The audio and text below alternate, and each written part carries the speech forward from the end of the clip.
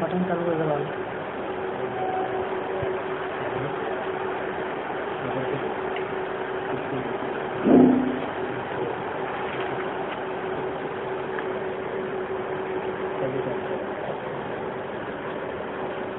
أعوذ بالله من الشيطان الرجيم. بسم الله الرحمن الرحيم.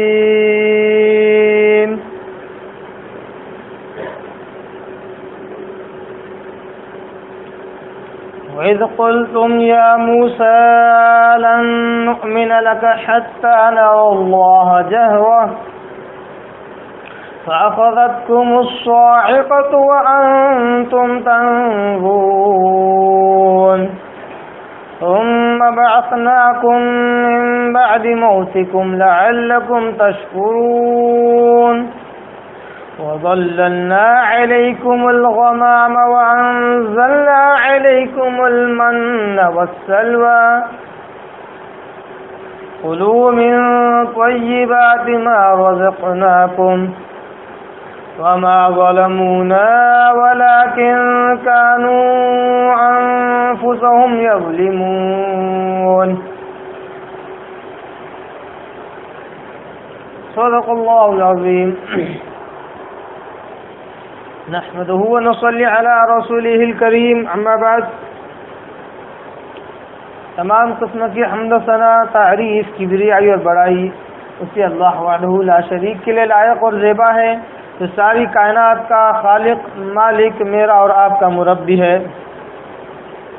بعد اس کے آپ کے میرے آقا دو جہاں کے سردار الانبیاء پر کروڑا کروڑ انگنت بے شمار درود و سلام ہو. صلی اللہ علی محمد وسلم.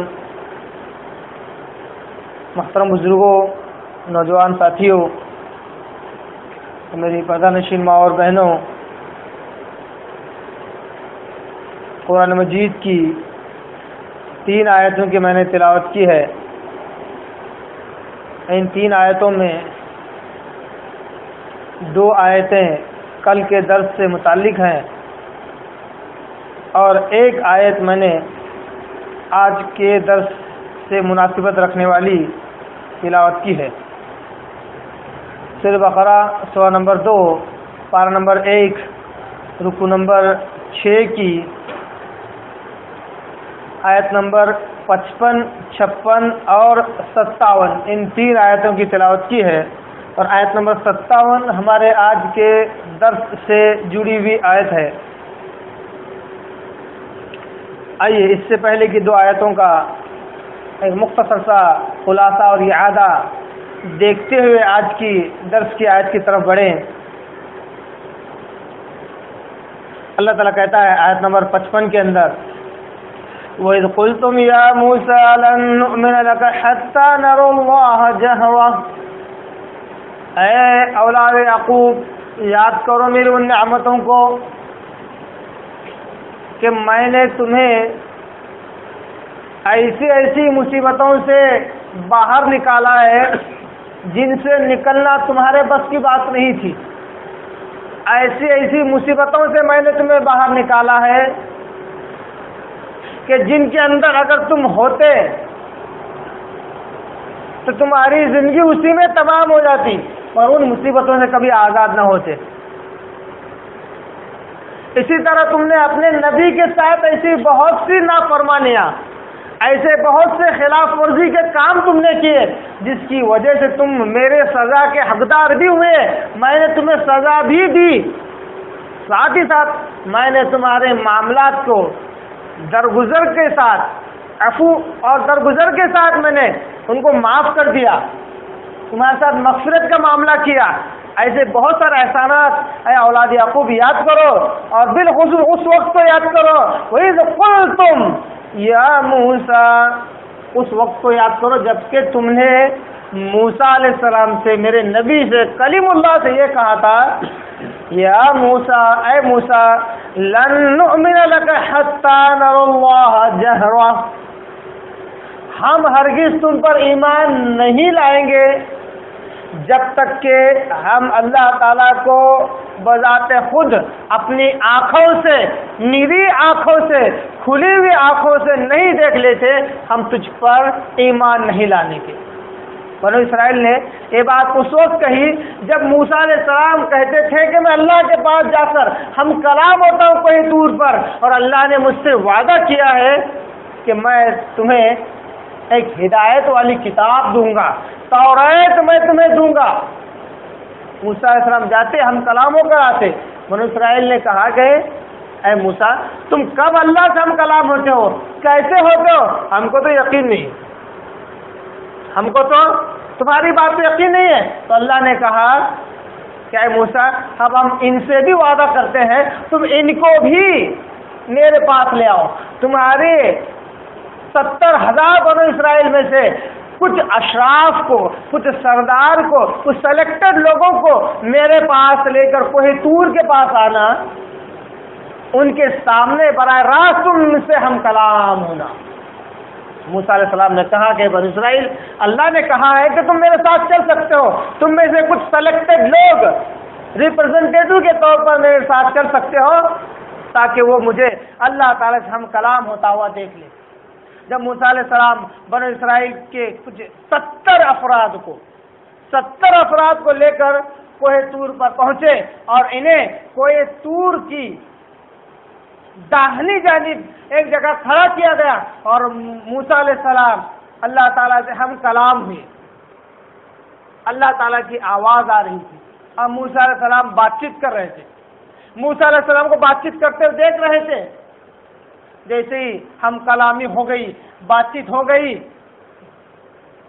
جو کہ ان کی آنکھوں کے سامنے تھا، کہا کہ موسیٰ ہم نے تو صرف تمہیں بات کرتے ہوئے دیکھ لیا، لن نؤمن لک، ہم تو ہرگز تم پر ایمان نہیں لانے کے۔ یعنی دیکھیے کتنی سرکش قوم ہے کہ ظاہری قدرت اللہ تبارک و تعالیٰ کی ان کے سامنے ہونے کے باوجود بھی یہ کہا ہے کہ موسیٰ ہم تم پر ایمان نہیں لائیں گے جب تک کہ ہم حتی نر اللہ جہرا، جبکہ اظہار کے طور پر، ظاہری طور پر ہم اپنی ان آنکھوں سے اللہ تعالیٰ کو نہ دیکھ لیں کہ وہ واقعی تم سے ہی بات کرتا ہے، اور یہ آواز اسی کی تھی، جب تک کہ ہم اللہ تعالیٰ کو نہ دیکھ لیں ہم تم پر ایمان نہیں لانے کے۔ اور اس کے اوپر کافی تفصیلاً ہم نے کل سنا کہ اللہ تعالیٰ کی ذات کو کون دیکھ سکتے ہیں، کب دیکھ سکتے ہیں، کیا دنیا میں دیکھ سکتے ہیں یا نہیں دیکھ سکتے، آخرت میں کون لوگ دیکھیں گے، اس کی کافی تفصیل ہم نے کل دیکھی۔ بالخصوص یہ نقطہ یاد رکھنے کا ہے کہ اس دنیا میں کوئی بھی ہستی چاہے وہ جتنی بھی بڑی کیوں نہ ہو اللہ تعالیٰ کو نہیں دیکھ سکتی، اللہ تعالیٰ کو نہیں دیکھ سکتی۔ سب سے پہلی دلیل قرآن مجید ہی کی آیت کے حساب سے اسی جلیل القدر پیغمبر موسیٰ علیہ السلام کے ذریعے سے ہمیں ایک دلیل ملتی ہے کہ موسیٰ علیہ السلام نے بھی کہا تھا کہ اللہ وہ تشنگی باقی ہے کہ تیرے ساتھ بات کرتا رہتا ہوں مگر تجھے دیکھا نہیں ہے، تو مجھے اپنی جل اور اپنی شان کو میرے آگے دکھا، میں تجھے دیکھنا چاہتا ہوں۔ تو اللہ نے اس وقت کہا تھا قرآن مجید کی آیت، اس کے الفاظ لن ترانی اے موسیٰ، لن ترانی اے موسیٰ، لن ترانی، تم مجھے ہرگز نہیں دیکھ سکتے۔ دنیا میں وہ نبی جو جلیل القدر کلیم اللہ، جو براہ راست بغیر کسی ذریعے سے اپنے رب سے بات کرنے والے تھے، وہ بھی اپنے رب کو نہیں دیکھ سکتے۔ اور دوسری دلیل ہم نے کل دیکھا کہ صحیح مسلم کی حدیث، اس کے پیارے آقا صلی اللہ علیہ وسلم اپنی زبانی الفاظ کو ادا کرتے ہوئے کہتے ہیں لا ترى ربكم احدكم حتى تموت، لا ترى ربكم احدكم حتى تموت۔ عام انسانوں سے آپ کو فرما خطاب ہے، قیامت تک کے آنے والے انسانوں سے آپ کو فرما خطاب ہے، ہر عام اور خاص کے لیے یہ خبر ہے آپ وسلم کی کہ آپ وسلم کہتے ہیں لا ترى ربكم احدكم، اے انسانوں، اے لوگوں، تم ہرگز اپنے رب کو نہیں دیکھ سکتے، تم میں کا کوئی شخص اپنے رب کو نہیں دیکھ سکتا حتی تموت، جب تک کہ تم مر نہیں جاتے۔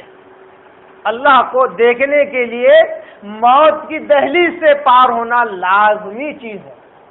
جب انسان مر جاتا ہے تو وہ عالم برزخ میں پہنچتا ہے، عالم برزخ میں اس وقت تک رہتا ہے جب تک کہ نفخہ اولا یعنی قیامت کی پہلی سور نہ پھونکی جائے، اس کے بعد قیامت برپا ہوگی، اس کے بعد نفخہ ثانی ہوگا، دوسرا سور پھونکا جائے گا، جتنے لوگ مر چکے ہیں ابتدا سے لے کر آخر تک سب کے سب نفخہ ثانی کی وجہ سے سب زندہ کر کے اٹھائے جائیں گے۔ اس کے بعد آخرت کا دن ہوگا، اس آخرت کے دن میں جو کہ حساب کتاب کا دن ہوگا، یوم آخر ہوگا، اللہ تعالیٰ حساب کتاب لے گا۔ جن کے اعمال نامہ، جن کا اعمال نامہ داہنے ہاتھ میں دیا جائے گا، جن کے اعمال اچھے ہوں گے انہیں جنت میں داخل کر دیا جائے گا، جنت کی ساری نعمتیں انہیں ملیں گی، جنت کی ساری نعمتیں انہیں ملیں گی۔ ایک دن اللہ تعالیٰ پوچھے گا، صحیح حدیثوں میں اس کا تذکرہ آتا ہے، ایک دن اللہ تعالیٰ پوچھے گا، اے میرے بندو کیا تم جنت سے خوش ہو؟ بندے کہیں گے اللہ بہت خوش ہے۔ کیا تمہیں تمہاری چاہیے ہوئی ہر چیز مل گئی؟ بندے کہیں اللہ ہر چیز مل گئی۔ اللہ کہے گا کیا میں نے میرا وعدہ تم سے پورا کیا؟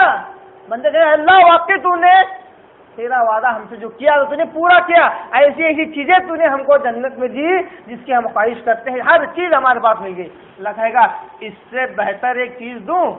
بندے حیران ہو جائیں گے کیا اس سے بہتر بھی کوئی چیز ہے؟ پھر اللہ تعالیٰ بالکل 14ویں رات کے چاند کی طرح اللہ تعالیٰ اپنا دیدار جنتی لوگوں کو کرائے گا۔ اللہ تبارک و تعالیٰ کا وہ دیدار جنتی دیکھ کر کہیں گے کہ اس دیدار کے آگے، اس نعمت کے آگے جنت کی ساری نعمتیں ہیچ اور کمتر ہے۔ یہ ہے حتی تموت، جب تک تم مر نہ جاؤ اپنے رب کو نہیں دیکھ سکتے۔ اب یہ وہ قوم ہے بنو اسرائیل جس نے دنیا ہی میں کہہ دیا اے موسیٰ ہم تم پر ایمان نہیں لانے کے جب تک کہ ہم اللہ تعالیٰ کو بذات خود اپنی آنکھوں سے نہیں دیکھ لیتے۔ اتنا کہنا ہی تھا فَأَخَذَتْكُمُ الصَّاعِقَةُ، فوراً ایک بجلی کی کڑک نے انہیں پکڑ لیا۔ وَأَنْتُمْ تَنْظُرُونَ، اے بنو اسرائیل تم تو دیکھ رہے تھے۔ 70 جو افراد تھے، پہلے پر بجلی گرتی دوسرا دیکھتا کہ وہ بجلی گرنے کی وجہ سے مر رہا ہے، دوسرے پر بجلی گرتی تیسرا دیکھتا کہ دوسرے پر بجلی گری ہے وہ مر گیا ہے، پھر تیسرے پر بجلی گرتی چوتھا دیکھتا، اس طرح سلسلہ آخر تک رہا کہ آخر سے پہلے والے انسان پر بجلی گری وہ ہلاک ہوا، اور آخری انسان نے دیکھا وَأَنْتُمْ تَنْظُرُونَ، بجلی کے گرنے کو اور اس کے کڑاکے کی آواز جس سے تم ہلاک ہوئے ہر کوئی دیکھ رہا تھا۔ وَأَنْتُمْ تَنْظُرُونَ، سب سے سب جو 70 افراد سے سب سے سب ہلاک ہو گئے۔ موسیٰ علیہ السلام جب یہ ماجرا دیکھا تو پریشان ہو گئے، اللہ کے آگے رونے لگے، گرنے لگے، کہا رب تعالیٰ کیا تو ہمیں ان چند جاہلوں کی وجہ سے، چند بیوقوفوں کی وجہ سے ہلاک کر دے گا؟ اے اللہ یہ وہ لوگ ہیں جو میں نے بنی اسرائیل میں سے چن کر میں نے نکال کر لایا تھا، یہ اشراف ہیں، یہ سردار ہیں، اگر یہ یہی ہلاک ہو گئے تو میں بنی اسرائیل کے پاس اپنا کیا منہ لے کر جاؤں گا، میں انہیں کیا بتلاؤں گا؟ اب اس کے بعد تو کوئی مجھ پر ایمان نہیں لانے گا۔ خوب اللہ کے آگے گرے وہ جاری کی تو اللہ تبارک نے موسیٰ علیہ السلام کی دعا قبول کی۔ پھر آگے اللہ کہتا ہے ثم بعثناکم، پھر اس کے بعد ہم نے تمہیں دوبارہ زندہ کر کے اٹھایا، من بعد موتکم، اس کے بعد کہ تمہیں موت آ چکی تھی۔ لفظ موت بتلا رہا ہے کہ حقیقتاً وہ 70 افراد موت سے ہمکنار ہو چکے تھے، مر چکے تھے، دنیا سے جا چکے تھے۔ اس کے بعد اللہ نے دوبارہ انہیں زندگی دی، لعلکم تشکرون۔ اللہ کہتا ہے بنو اسرائیل ہم نے معاملہ تمہارے ساتھ اس لیے کیا تاکہ دوبارہ زندہ ہونے کے بعد کم از کم میرا شکر ادا کر سکو کہ موت آ جانے کے بعد بھی جو رب ہمیں زندہ کر سکتا ہے وہ رب حقیقی ہے، نہ کہ کوئی گائے کا بچڑا۔ اور اس رب کی طرف جو دعوت دے رہے ہیں یہ نبی حقیقی ہے، ان پر ایمان لانا ضروری ہے۔ لعلکم تشکرون، اس صحیح ایمان کے ذریعے تاکہ تم میرا صحیح شکر ادا کر سکو، یہ معاملہ میں نے تمہارے ساتھ کیا۔ اے بنی اسرائیل یاد ہے تمہیں یہ واقعہ بھی کہ میں نے یہ کام تم سے کیا ہے، ایسا ایسا معاملہ میں نے تم سے کیا ہے۔ اللہ تعالیٰ ان آیتوں کے ذریعے سے نبی صلی اللہ علیہ وسلم کے زمانے کے بنو اسرائیل سے مخاطب ہے جن کے ساتھ یہ معاملہ پیش نہیں آیا، پر ان کے آبا و اجداد کے ساتھ اس قسم کا معاملہ ایسے پیش آیا کہ ان کی پیڑھی در پیڑھی ان واقعات کو سناتی تھی، یہاں تک کہ تورات میں ان واقعات کو پڑھتے اور سناتے اور اس کا تذکرہ چلتا رہتا تھا۔ یہی واقعات ہی ان کا اصل دین تھا، ان کا اصل مغز تھا، ان کے دین کا۔ تو اللہ کہتا ہے ہم نے تمہارے آبا اجداد کے ساتھ یہ سارا معاملہ کیا ہے، کیا تمہیں یاد ہے کتنے احسانات ہم نے کیے ہیں؟ یہ تھا آیت نمبر 55 اور 56، اور آگے اللہ تعالیٰ کہتا ہے وَظَلَّلْنَا عَلَيْكُمُ الْغَمَامَ۔ اب دیکھیے اوپر جتنی چیزیں اللہ نے ذکر کی، رکوع نمبر 6 کی ابتدا سے لے کر آیت نمبر 47 سے لے کر آیت نمبر 56 تک وہ ساری اللہ کی نعمتیں ہیں، کیسے؟ مصیبت سے نکالنے والی۔ گویا کہ مصیبت سے نکلنا بھی ایک نعمت ہی ہوئی نا، ایک احسان ہی ہوا۔ تو آیت نمبر 47 سے لے کر آیت نمبر 56 تک اللہ تبارک تعالیٰ نے ان احسانات کا، ان نعمتوں کا تذکرہ کیا جو بنی اسرائیل مصیبت میں تھے، اللہ نے نکالا۔ فرعون کی چنگل میں، اس کی گرفت میں تھے، اللہ نے نکالا۔ دریا سامنے، موت آگے، موت پیچھے، اس وقت اللہ نے انہیں پار کرا دیا۔ اللہ نے ایک دوسرے کو قتل کروا کے جس مصیبت میں تھے، اللہ نے معاف کر کے مرنے والوں کو جنتی اور قتل کرنے والوں کو مجاہد اور غازی کا ثواب دیا اور انہیں معاف کر دیا۔ یہ سارے احسانات اللہ کے مصیبت سے نکلنے والی۔ اب آج کے درس کی جو آیتیں ہیں، آیت نمبر 57 جس میں اللہ تعالیٰ کہتا ہے وَظَلَّلْنَا عَلَيْكُمُ الْغَمَامَ۔ اے بنی اسرائیل، یاد ہے تمہیں ہم نے یہ بھی احسان تم پر کیا ہے، یہ بھی انعام ہم نے تم پر کیا ہے۔ وَظَلَّلْنَا، ظَلَّلْنَا بنا ہوا لفظ ہے، ظل کے معنی سایہ، ذل کے معنی سایہ۔ یہ توئے اور وے جو آتا ہے، توئے کے بعد طوطے کا تو جو ہوتا ہے، اس کے بعد جو وہ آتا ہے، اس سے بنا ہوا ہے ظل۔ اس سے پہلے میں نے ایک بار نشاندہی کی تھی کہ عربی بڑی ہی نازک زبان ہے، بڑی ہی ڈیلیکیٹ زبان ہے۔ اس کا تھوڑا سا ایک لفظ کا ہی بدل جانا معنی کو بدل دیتا ہے۔ جیسا یہ لفظ ظل یا ذل کے معنی سائے کے ہیں، جہاں توئے کے بعد وہ آتا ہے۔ عربی میں ایسے 5 ج ہیں یا ز ہیں، ان 5 میں سے کسی کو بھی لام کو لگاؤ ایک نیا معنی بن جاتا ہے۔ جیم کے ساتھ لام کو لگاؤ، جل کے معنی اللہ کی شان، جل جلالہ۔ اگر اس کے بعد رو کے اپنا دال کے بعد جو ز آتا ہے وہ لگا دے ذل، یعنی ذلیل و خوار۔ دیکھیے ایک جل کا معنی الگ ہے، ذل زبان باہر نکال کر دانتوں کے اوپر کے دانتوں جب لگاتے ہیں ذل یعنی ذلیل۔ اس کے بعد را کے بعد جو ز آتا ہے ذل یعنی زلزلہ ہونا، ہلنا۔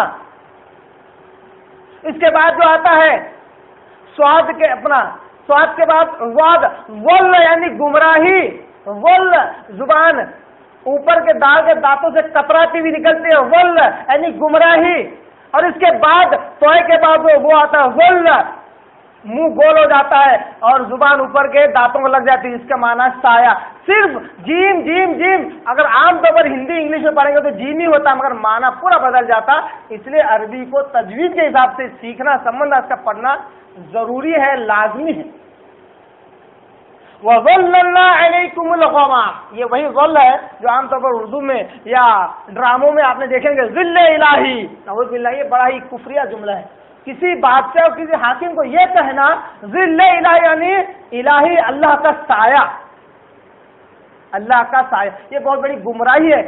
کوئی شخص اس لفظ کو نہ استعمال کرے۔ اگر کوئی شخص کسی شخص کے لیے یہ لفظ استعمال کرتا ہے تو سیدھا اسلام کے دائرے سے نکل کر باہر ہو جاتا ہے، کفر کے دائرے میں آ جاتا ہے، کیونکہ اس نے اللہ کے سائے کا اقرار کر لیا، کیونکہ اللہ نور ہے، اس کا کوئی سایہ نہیں ہے۔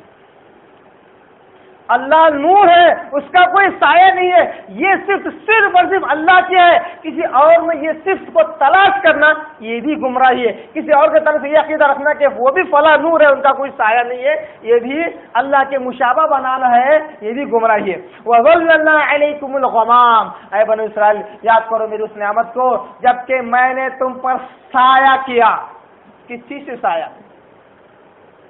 علیکم الغمام، غمامتن کی جمع پلورل ہے غمام، غمام کہتے ہیں بادل کے ٹکڑے کو۔ وَظَلَّلْنَا عَلَيْكُمُ الْغَمَامَ، اے بنی اسرائیل ہم نے تم پر سایہ کیا ایک بادل کے ٹکڑے سے۔ ہوا یوں کہ جب بنو اسرائیل مصر سے نکلی اور شام کی طرف نکلی، مصر سے شام کی طرف نکلی تو ایک وادی تیا، میدان تیا نام کا ایک میدان تھا، وہاں پر آ کر رکنا پڑا۔ ذرا سا معاملے کو سمجھنے کے لیے غور کیجئے کہ ایک ہے نبی موسیٰ علیہ السلام، ان کے ساتھ ان کے بھائی ہارون علیہ السلام، اور باقی ساری قوم بنی اسرائیل قریب 70,000 لوگ۔ کتنے؟ 70,000، اور 70,000 دشمن کی گرفت سے نکلے ہیں اور آزاد ہو گئے۔ کیا اس کا مطلب یہ ہے کہ ان کے پاس کھانا ہے، ان کے پاس پینا ہے، ان کے پاس گھر ہے، ان کے پاس کیا ہے؟ ان کے پاس ظاہر سی بات ہے کچھ بھی نہیں ہے، وہ صرف ایک مسافر ہے جن کے پاس کھانے پینے کا کوئی انتظام نہیں، انہیں بنجارے بھی نہیں کہہ سکتے کہ چلتے پھرتے اپنا گھر بسا لیں، وہ تو بس نکلے تھے دشمن سے بچ کر، کوئی انتظام نہیں تھا۔ میدان تیا میں جب اترے، اب یہ قوم کون سی ہے؟ بنو اسرائیل ہے، اولاد یعقوب، موسیٰ علیہ السلام کی قوم، قرآن جس کا سب سے زیادہ تذکرہ کیا، یہ قوم جیسے ہی میدان تیا میں آتی ہے، سلسلاتی دھوپ اور بالکل جنگل کا سا ماحول ہے، میدان تیا کا جنگل کا سا ماحول، فوراً اپنے نبی سے کہتی ہے اے موسیٰ اٹھا کر تو لا لیے، اب یہاں رہیں گے کیسا؟ سایہ تک نہیں ہے۔ کیا کہتے ہیں نبی سے اپنے؟ سایہ تک نہیں ہے، ہم آپ کے ساتھ رہیں گے کیسا؟ آپ کو تو نبی مان لیا، ٹھیک ہے، رہنا کیسا، کھانا کیسا، پینا کیسا، پانی کا انتظام کہاں ہے؟ جب یہ شکایتیں ہوئی تو دھوپ سے بچنے کے اللہ نے ان کے اوپر ٹیمپریری طور پر، عارضی طور پر، کوئی گھر نہیں تھا، کوئی چھت نہیں تھی، تو اللہ نے بادل کے ٹکڑے کو ان کے سر کے اوپر رکھا تاکہ سایہ رہے۔ تفسیر میں آتا کہ اس میں ذرا کچھ خصوصیت کے ساتھ ٹھنڈک بھی تھی، وہ بادل ان کے سر پر آتا تو ٹھنڈک محسوس ہوتی گرمی کے مقابلے میں۔ اب آپ بتائیے کیسی قوم ہے کہ اس نے اللہ کی کتنی بڑی بڑی نعمتیں، کتنی بڑی بڑی قدرتیں اپنے آنکھوں کے سامنے دیکھا، اس کو محسوس کیا، اس کو استعمال کیا۔ جب جو قوم اتنا زیادہ اللہ کے نعمتوں کا استعمال کرنے والی اور اللہ کی قدرت کے دیکھنے والی، پھر اس کے ساتھ اگر تجویز یہ دی جائے کہ اگر تم شرک کرو تو ایک دوسرے کی گردنیں اڑاؤ، تو لگتا ہے کہ تجویز بالکل ہی بجا تھی۔ اسی طرح اللہ کو ظاہراً طور پر دیکھنے کا دعویٰ کرے اور کہے کہ ہمیں دیکھنا ہے اور اس پر بجلی گرے، یقیناً اس کی حقدار تھی۔ معلوم یہی ہوتا ہے کہ کہا ہے موسیٰ اتنی دھوپ میں ہم کیسے رہیں، اتنے بڑے میدان ہم کیسے رہیں گے؟ وَظَلَّلْنَا عَلَيْكُمُ الْغَمَامَ، ہم نے تم پر بادل کے ذریعے سے سایہ کیا۔ جب معاملہ آیا کہ رہنے کا تو انتظام ہو گیا، کھائیں گے کیا، پیئیں گے کیا، تو آگے اللہ کہتا ہے وَأَنزَلْنَا عَلَيْكُمُ الْمَنَّ وَالسَّلْوَىٰ۔ اس کا تذکرہ اس سے پہلے بھی 2-3 دروس میں نے کیا ہے، سیدھا طور پر، مختصر طور پر میں نے آپ کے آگے کیا ہے۔ اب یہاں پر بالخصوص تفصیلاً اللہ تعالیٰ اس کے اندر بیان کرتا ہے کہ وَأَنزَلْنَا عَلَيْكُمُ الْمَنَّ وَالسَّلْوَىٰ، ہم نے تمہارے لیے کھانے کے انتظام کے لیے من اور سلوا نازل کیا۔ من اور سلوا کی جو تفصیل ہے، اس کی جو تفسیر ہے مختلف تفاسیر کتابوں میں بڑی مختلف آئی ہے، سمجھنے کے لیے اس کو ہم تھوڑا سا عربی کے الفاظ کی طرف چلتے ہیں، عربی کے اس لفظ کی طرف چلتے ہیں تاکہ اور اچھے جس کا معنی سمجھ میں آ جائے، اور وہ ساری باتیں جو مختلف تفاسیر میں بیان کی گئی ہے ان سب کو یہ سنبھالے گی۔ کیا ہے؟ وہ انزلنا لفظ نزول کے لیے استعمال ہو رہا ہے، یعنی ہم نے نازل کیا، یعنی اتارا، اوپر سے نیچے اترنے کے لیے لفظ نزول کا استعمال ہوتا ہے۔ ہم نے نازل کیا، معلوم ہوا کہ من و سلوہ نازل ہوتے تھے، برحال اوپر سے نیچے۔ لفظ وَأَنزَلْنَا عَلَيْكُمُ الْمَنَّ، ہم نے من تمہاری طرف نازل کیا، تمہارے اوپر نازل کیا۔ من بنا ہوا لفظ ہے عربی میں ممنون علیہ، ہم اردو میں استعمال کرتے ہیں، بولتے ہیں نا ہم آپ کے بڑے ہی مشکور اور ممنون ہیں۔ مشکور سے مراد ہم آپ کا شکریہ ادا کرتے ہیں، اور ممنون سے مراد ہم آپ کے احسان مند ہیں، ہم آپ کے احسان مند ہیں. اس سے بنا ہوا ممنون سے بنا ہوا لفظ من ہے, یعنی احسان. من سے مراد احسان, من سے مراد نعمت. اس کو بالخصوص, ویسے تو اللہ کی ہر چیز نعمت ہی ہے, چاہے اس کے لیے محنت کرنی پڑے یا نہ کرنی پڑے, ہر چیز اللہ کی نعمت ہے. اللہ نہ دے تو بندہ نہ کھائے.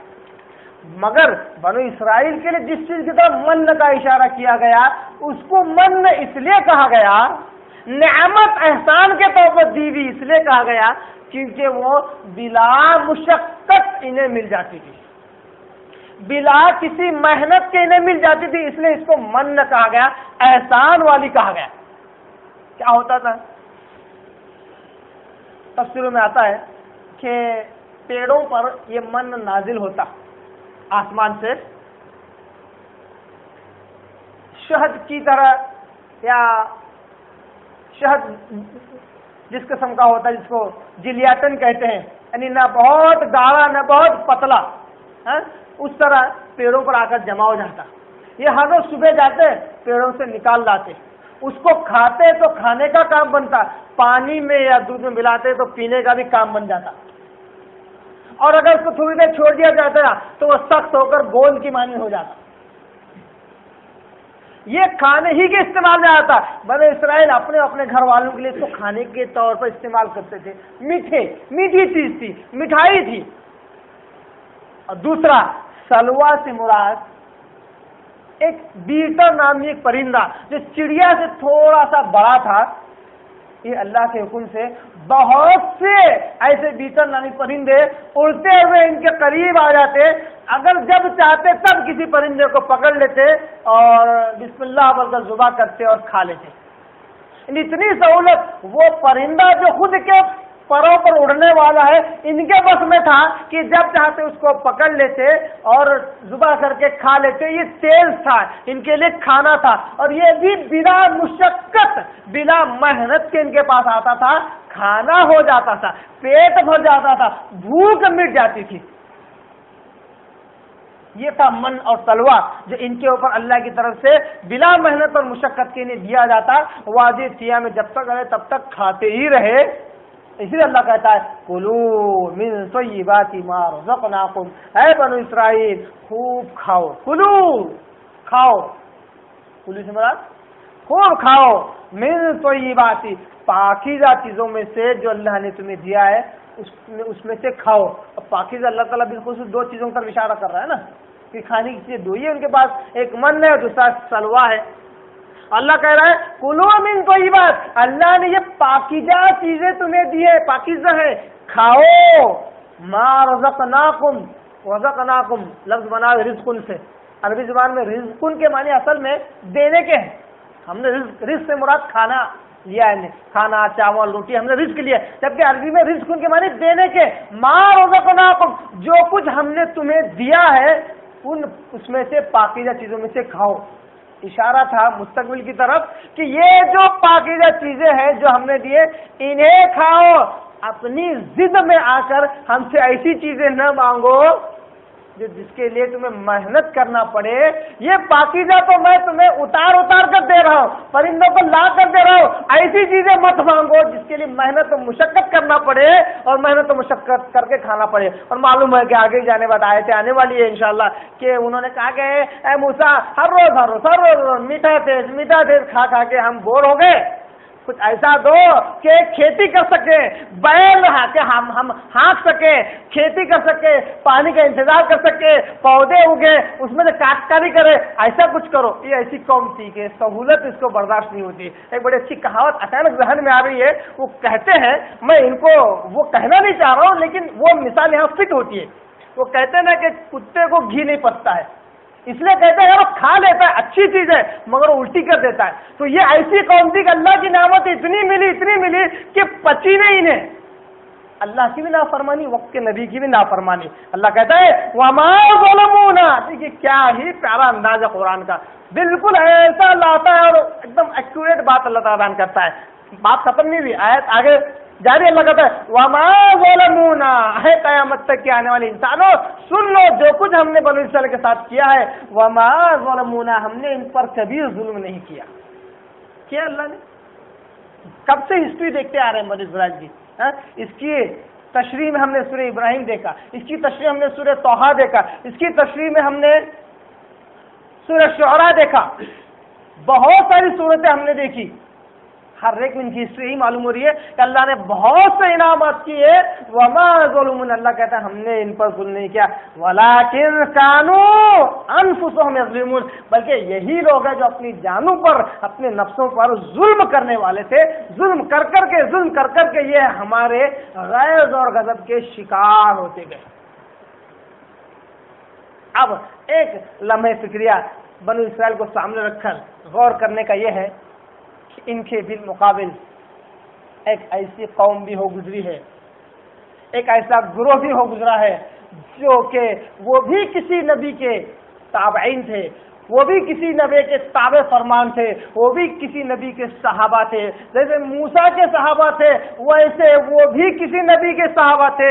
ان کے اوپر ایسی ایسی مصیبتیں آئی، ایسی ایسی تکلیفیں آئی کہ بھوکے رہنا پڑا، پتوں کو، پیڑ کے پتوں کو کھانا پڑا، یہاں تک کہ جنگ کا معاملہ ہوتا بھوکے ہوتے، ایک ایک کھجور کو چوس چوس کر رکھتے، چلچلاتی دھوپ ہوتی، کئی مہینوں کا سفر کرنا پڑتا جہاد کے لیے، کھجوروں کو چوس چوس کر اپنے پاس رکھتے کہ پھر اگلی بار کام آئے گا، اور اگر جہاد کا معاملہ آتا، لڑنے کا معاملہ آتا تو کھجور جو کھاتے اس کو رکھ دیتے کہ کہیں مجھے شہادت پانے میں ٹائم نہ ہو جائے، لیٹ نہ ہو جاؤ، اس کو بھی رکھ ڈالتے۔ اتنے بھوکے پیسے رہ کر بھی اپنے رب سے کبھی معجزہ طلب نہیں کیا، اپنے رب سے کبھی کوئی عجیب و غریب کرامت طلب نہیں کی۔ اگر بہت زیادہ بے قرار ہو جاتے تو کہتے اے اللہ کے رسول اللہ سے دعا کیجیے، بس اللہ سے دعا کیجیے۔ یہاں تک کہ ایک معاملہ ایسا ہوتا ہے کہ صحابہ رضی اللہ تعالی عنہم ورضوا عنہ، وہ اللہ سے راضی ہو گئے، اللہ ان سے راضی ہو گیا۔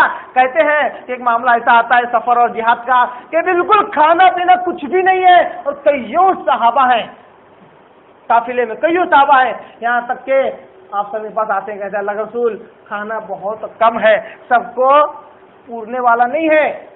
سب کافروں نے کہا کہ سب کا کھانا جمع کرو، سب کا کھانا جمع کیا گیا، تب بھی ایک یا دو لوگوں کا کھانا ہونے والا تھا۔ صحابہ نے کہا اللہ کے رسول آپ اللہ سے برکت کی دعا کیجیے۔ دیکھیے الفاظ کیسے حدیث کے، صرف برکت کی مطلب ہے ہمارے پاس اس میں تھوڑا چاہیے، ہے ہمارے پاس اس میں اللہ کی برکت چاہیے۔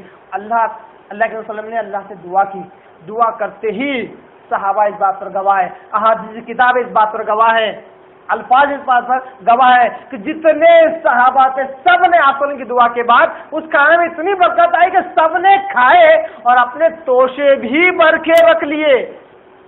یہ وہ صحابہ ہیں، یقیناً اس لیے بارہ کہتا ہوں ایسی صحابہ کی جماعت نہ ان سے پہلے کبھی پیدا ہوئی تھی اور قسم خدا کی نہ ان کے بعد کبھی پیدا ہونے والی ہے۔ یہ بھی صحابہ ہیں، یہ بھی نبی کے ماننے والے ہیں، ہزاروں تکلیفیں انہوں نے برداشت کی مگر اپنے نبی پر کبھی کوئی کلام نہیں کیا، اپنے نبی کی آواز پر آواز بلند نہیں کیا، اور نہ ہی اپنے نبی سے کوئی سوال کیا، نہ نبی نے جو کہا اس پر سر تسلیم خم کر دیا، جیسا حکم ملا اس پر عمل پیرا ہو گئے۔ یہ نہیں پوچھا اللہ صلی اللہ ایسا کیوں کہتے ہیں، یہ نہیں پوچھا اللہ صلی اللہ ایسا کیوں کہہ رہے ہیں، رسول نے حکم دیا سر تسلیم خم کر لیا۔ یہاں تک کہ ایک چھوٹی سی حدیث مجھے یاد آتی ہے، عبداللہ بن مسعود رضی اللہ تعالیٰ عنہ، ایک صحابی، بڑی پیاری حدیث ہے جن کو چھوٹیے بار بار سنانے کو دل کہتا ہے، جن کے صحابہ واقعی ایسے تھے، اتنی محبت والے تھے، اتنے سنت پر عمل کرنے والے سنی تھے، سنت پر سن کے عمل کرنے والے تھے، سنت پر عمل کرنے ایسے محب سنی تھے کہ حضرت عبداللہ بن عمر ایک بار حج کے لیے جا رہے ہیں مدینہ سے مکہ کی طرف، جاتے ہوئے ساتھ میں کچھ دوست تھے، ایک جگہ رکے، اونٹ پر سے اترے اور ایک جگہ تھوڑی دیر بیٹھے اور پھر واپس اونٹ پر چڑھ گئے۔ ساتھی نے کہا اے حضرت عبداللہ ابن عمر ابن کے بیٹے، آپ نے کیا کیا؟ کچھ بھی تو نہیں کیا، اترے اور پھر اونٹ پر بیٹھ کر نکلے۔ مجھے لگا آپ کچھ طہارت وغیرہ کے لیے بیٹھے ہوئے۔ نہیں، میں تو بس اس لیے اترا کیونکہ میں نے ایک بار آپ وسلم کو حج کو جاتے ہوئے یہاں پر رک کر نیچے اتر کر کچھ کرتے ہوئے دیکھا تھا، بس میں نے بھی ویسا ہی کیا. مجھے نہیں پتا اللہ رسول نے کیوں کیا، وہ فرض تھا کیا واجب تھا کیا سنت تھی کیا نفل تھی کیا مکروہ تھا کیا تھا، مجھے نہیں پتا. اللہ کے رسول نے کیا میں نے کیا. یہ ہے سنت سے محبت. آپ لوگ سنت پر اسلام پر عمل کرنا ہو تو پہلے سوال کرتے فرض ہے کیا، نہیں ہے تو چھوڑ جان دو. سنت ہے کیا، سنت سے ایڈجسٹ ہو جاتی. نفل وہ تو پڑھنا ہی نہیں ہے. یہ معاملہ مسلمانوں ہو گیا. اگر یہ محبت جب گزری ہو جائے مسلمانوں کے دل میں کہ اللہ کے رسول نے کہا ہے، اللہ کے رسول نے کیا، مجھے کرنا ہے، بس یہی کافی ہو جاتا ہے اس کو سنی بننے کے لیے، سنت والجماعت کے گروہ کا ہونے کے لیے جو قیامت تک حق پر رہنے والی جماعت ہے. اہل سنت والجماعت یہ وہ جماعت ہے جو حق پر رہنے والی قیامت تک رہنے والی ہے. یہ جماعت ہے جس کا یہ لیبل نہیں، یہ صفت ہے، یہ صفات والی وہ جماعت ہے جو سنت اسے محبت کرنے والی ہے. اللہ تعالیٰ دعا کرتا ہوں کہ اللہ تعالیٰ ہمیں بھی ان صفات کا حامل بنائے. آپ صلی اللہ علیہ وسلم کی سے محبت اور آپ صلی اللہ علیہ وسلم کی سنتوں سے، آپ صلی اللہ علیہ وسلم کے عادات و اطوار اور آپ صلی اللہ علیہ وسلم کے اعمال سے حد سے زیادہ، اپنی جان سے زیادہ، اپنے خاندان قبیلے سے، دنیا سے زیادہ محبت کرنے، اس پر عمل کرنے کی توفیق عطا فرمائے. واخر دعوانا ان الحمد للہ رب العالمین.